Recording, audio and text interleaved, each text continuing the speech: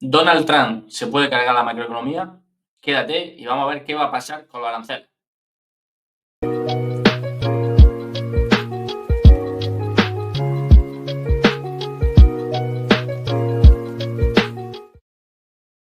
Bien, hoy vamos a hablar, como ya hemos dicho, sobre esta macroeconomía que es tan volátil en los últimos tiempos y que tanto está afectando a los mercados. La pregunta que, por ejemplo, muchos deberíamos hacernos, o quizás muchos nos habremos hecho ya, llegado a este punto, es ¿hasta dónde pueden llegar esos aranceles?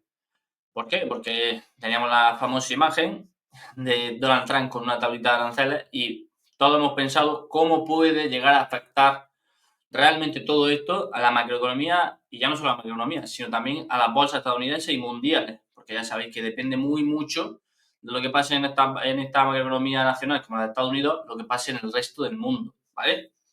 Bueno, hoy vamos a ver unas cuantas diapositivas y algo de mi opinión personal, que al final creo que es lo que importa más allá de datos, gráficas o algo que te pueda llevar a un pensamiento razonado. Aquí tenemos un ejemplo de lo que provoca esta macroeconomía que va fluctuando y tiene todos los días noticias nuevas y depende mucho de que el presidente de los Estados Unidos emita un tuit o no, o emita un post, la nueva expresión. Aquí vemos el récord histórico de acciones negociadas en la bolsa. A nivel, se negociaron 30.000 millones de valores negociados, siendo un récord histórico provocado por todo este círculo de aranceles que estamos viendo en la última semana. ¿Esto es bueno? ¿Esto es malo? No sé. Al final, cada uno tiene que ver cómo influye su estrategia y cómo influye su empresa. Sí que es cierto que en entornos donde hay mucha volatilidad se puede ganar más dinero, pero también se puede perder más dinero. Entonces, hay que intentar abrazar la volatilidad, como lo dijimos en un post del otro día, e intentar aprovecharse al máximo posible de esta situación. ¿Por qué? Porque seguramente dé oportunidades de compra muy interesantes, o quizás dé oportunidades de venta muy interesantes, ¿vale? Pero esto es para que hagáis un contexto de lo que influye, no indirectamente, porque indirectamente podríamos hablar de muchas situaciones distintas, sino directamente en las bolsas mundiales, ¿vale?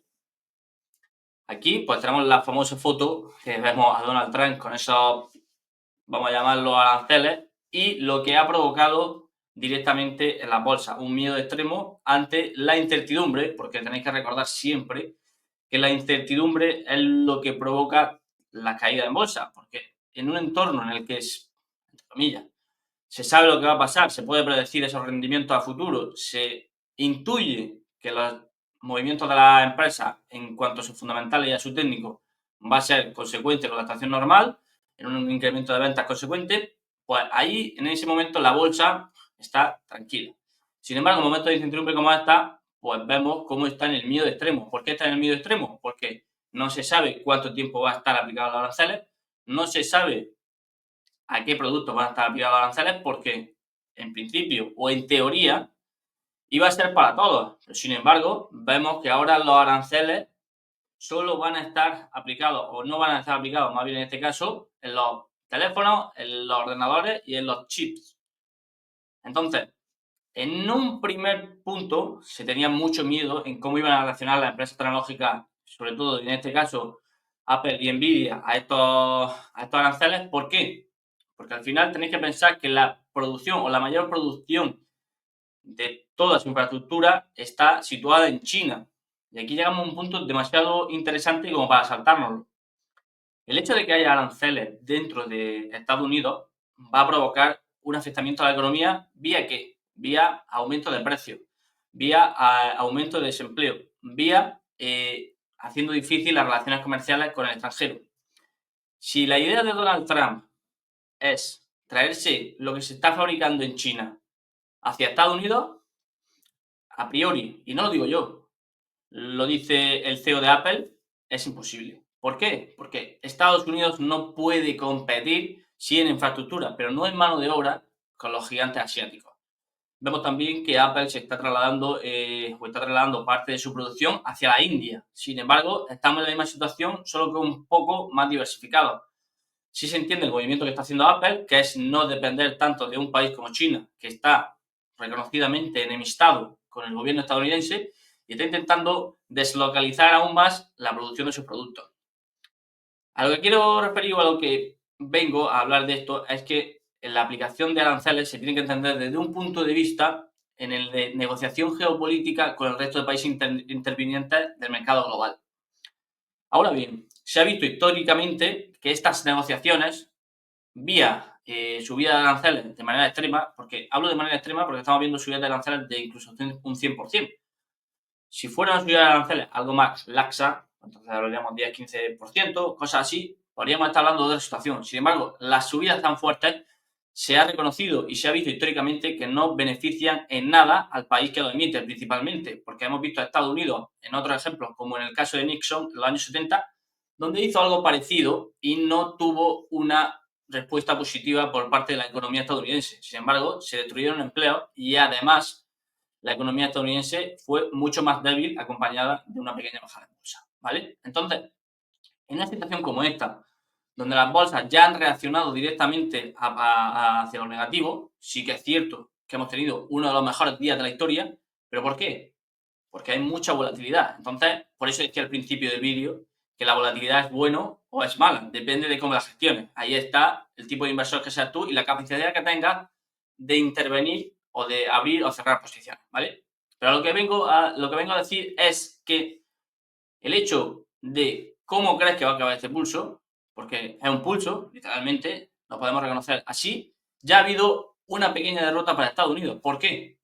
Porque China sigue exportando los chips producidos para empresas como Nvidia y Apple, como ya he dicho, sin esos aranceles. Entonces, siendo ese tu caballo de batalla más potente, porque a día de hoy la mayor producción y los mayores ingresos son vía tecnología, has perdido una mini batalla. Entonces, no tiene mucho recorrido político a la hora de pensar esto el hecho de que siga imponiendo aranceles al resto de productos. Sí que es cierto que alguno me puede venir a decir que, oye, puedo conseguir que en otros sectores sí que las empresas se trasladen directamente a Estados Unidos para crear su mano de obra. Sí, podemos estar de acuerdo y no. Porque al final, tú piensas un país como Estados Unidos en primera potencia mundial, los sueldos van acorde a esa posición mundial. Entonces, no sé si las empresas están dispuestas a asumir ese incremento, como si dijéramos, de coste, aún estando en Estados Unidos. No sé si por burocracia, si por trámites políticos o lo que sea, pero yo a mi juicio, a día de hoy, pienso que este pulso va a acabar mal, perdón, sobre todo para Estados Unidos. Y no digo que no vaya a engaño, que esto vaya a provocar que la economía estadounidense se vaya a la ruina, porque no, es muy raro que pase y los principales afectados serían los estadounidenses, pero los segundos afectados seríamos el resto del mundo. Sin embargo, sí que creo que hay que tener mucho cuidado con esto porque afecta directamente a la riqueza estadounidense. Vemos como una bajada de un 15% en bolsa destruye 7 billones de dólares en riqueza, lo que supone casi un 1% en el PIB, en el Producto Interior Bruto de Estados Unidos. Entonces, son actos que están teniendo unas consecuencias derivadas que las van a sufrir en primer término y de manera directa los consumidores estadounidenses porque son los que se van a ver más afectados vía aumentos de precios, porque el ejemplo que siempre pongo y con el que siempre hablo es si tú te quieres llevar un jamón de España a Estados Unidos, si en vez de que ahora te costaba el jamón 500 euros, pues ahora te va a costar 600, lo van a tener que asumir los estadounidenses. Sí que es verdad que se puedan ver afectados directamente los productores españoles, en este caso, en este ejemplo, pero el estadounidense es el que se va a ver más afectado directamente vía precios, vía creación de empleo y vía desarrollo de su país. Entonces, no sé cómo vosotros creéis que va a acabar esto. Si estáis de acuerdo conmigo, lo podéis dejar en comentarios. Y si no, también, que eso lo respiro.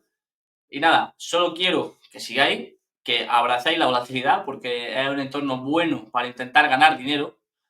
Y que os suscribáis a este canal si os ha gustado este vídeo y creéis que os ha ayudado un poco. Y nada, chao, chao.